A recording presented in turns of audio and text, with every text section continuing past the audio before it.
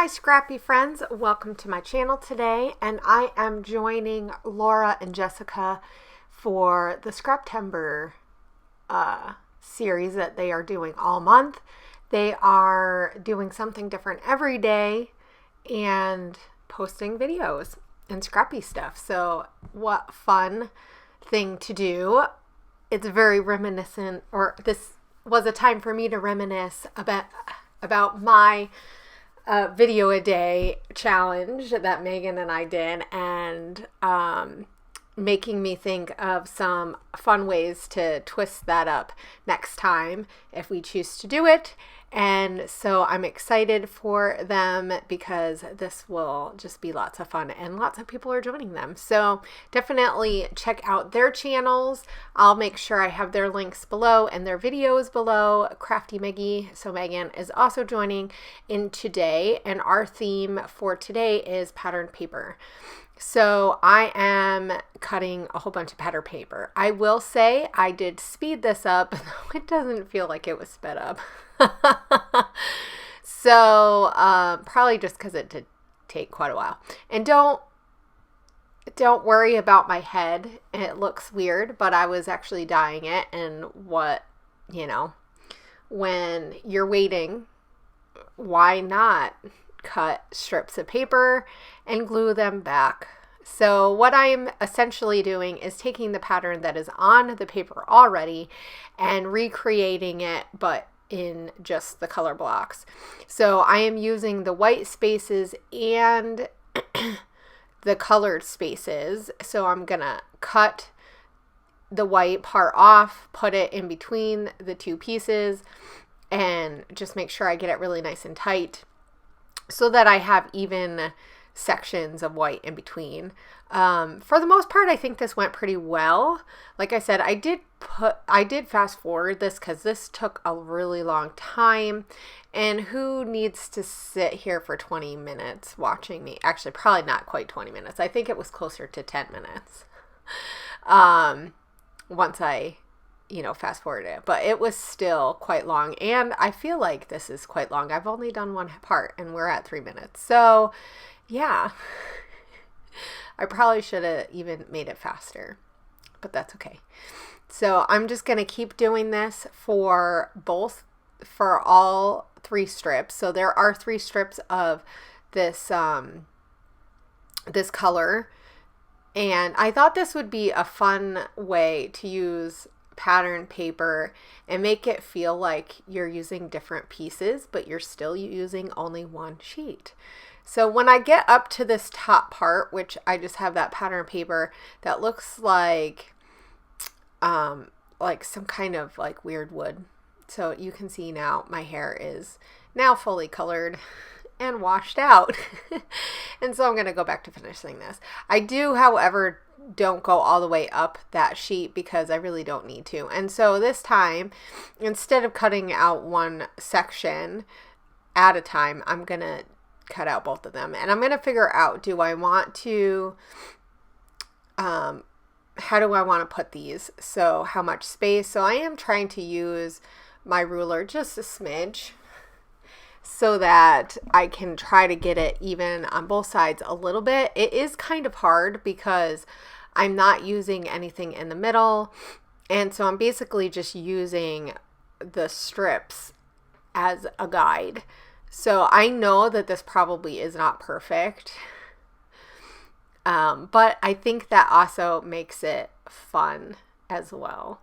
So this definitely, like I said, took quite a bit of time. But it wasn't unproductive time. So I was just working away, getting things done. And like I said, it's pretty self-explanatory. I probably could have cut like half of this out, but I really wanted you to see the progression and how it goes, because it was pretty cool. Because at first you're like, I don't know how this is going to look. And then as you get further and further up the page, it just looks really cool. I did distress each of those color strips because I didn't want them to look perfect, and I wanted just a little bit of texture in between each of the lines since there's nothing there. And taking that white piece out and not leaving it there really helps you get that texture and helps it feel really fun. And I thought it would be perfect for fall time. So I am going to be using that photo. You can kind of see it up in the corner. And it has some of that purpley color in some of the leaves. So we have a tree out in our backyard that is the only one that colors. And it starts pretty early, though this year it hasn't put too many colored leaves yet, but most of them are brown, but then you will get a few that are some really, really cool colors. So I will say though that this tree, the leaves stay on for a very long time. So even in the winter, they still just hang on, and they fall off one by one, which makes it nicer when you're trying to clean up the yard, but it makes it not so nice because it does take all winter long to get rid of the leaves before new leaves come on and stuff. So,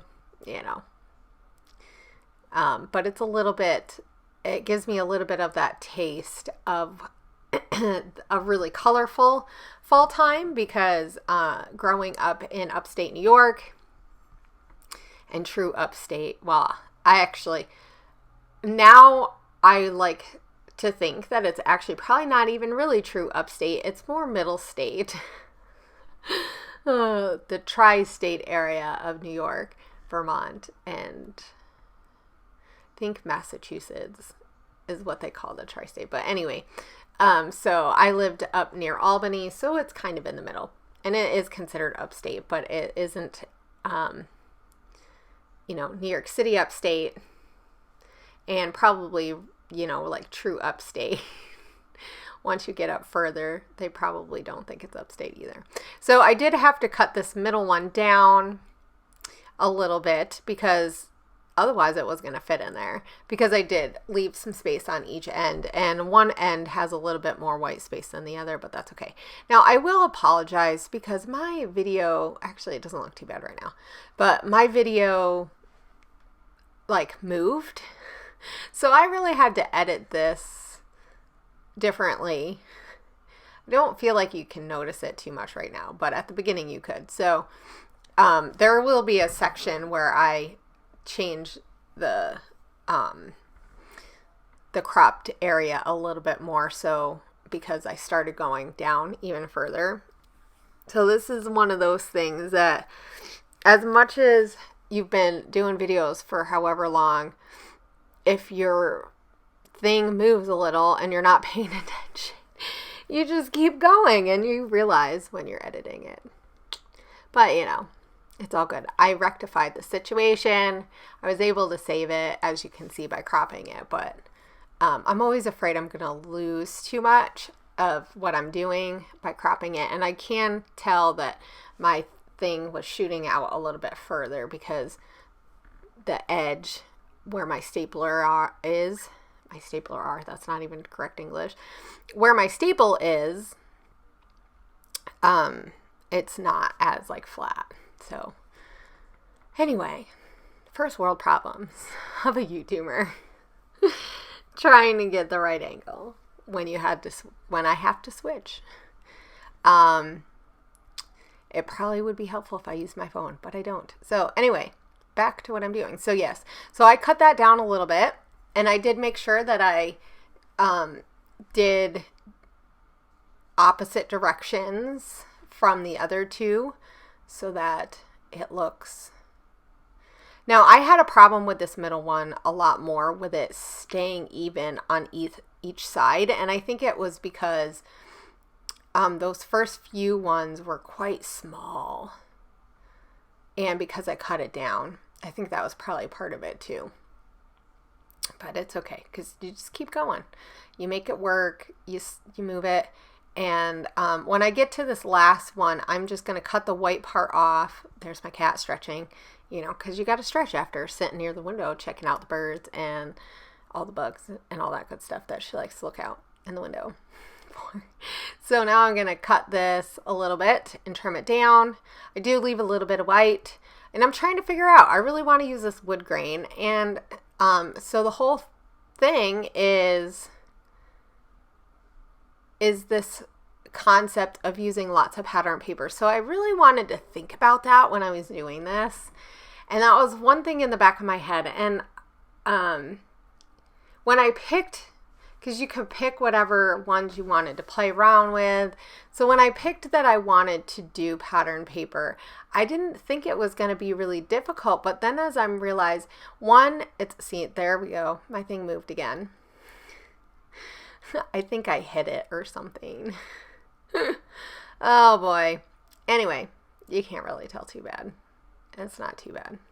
But yeah, so I just really wanted to be authentic to my own style. And I think that this is one thing when you do challenges like this, where you're picking to do certain things. And I find this even with sketches, that I often need to just remind myself of being authentic to myself when scrapbooking, because you could look at a sketch, or you could look, find a prompt and easily get lost in the prompt. And sometimes it's not a bad thing. Sometimes you learn something new about yourself, but you also want, especially I feel like with scrapbooking, and maybe this is just the YouTuber in me talking, but there is something about doing something that says, yes, this is me, right?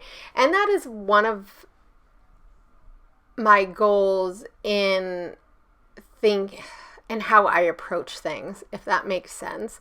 Not so much of that, like, I'm trying to be like, oh, this has to be me, I have to do it a certain way, but letting things flow by saying, yeah, I feel like trying this because this is something a little different, or no, I want to do things similar to how I do things. So that is, I guess, what I mean about being authentic to yourself, and just sometimes knowing what you like to do and sticking with that enough so that you feel like you are on the page. Because essentially, when we're scrapbooking, right, we are leaving something for our families that tells them a little bit about ourselves, even if we didn't even make a layout of it ourselves. Now, granted, this is a fall layout with leaves, and my kids probably could care less if I have, 10 layouts with leaves on it, but I enjoy fall time. I enjoy the colors. It might be, like I said, the upstate New Yorker in me, who I grew up seeing leaves all the time, and and it was such a big part of growing up. And so when I see that stuff, because not every place I've lived as an adult has had these elements, so now when I get to experience them, it's just even more sweeter. So I really want to also have those moments on my pages. So when my kids look at this, like, yeah, this reminds me of mom.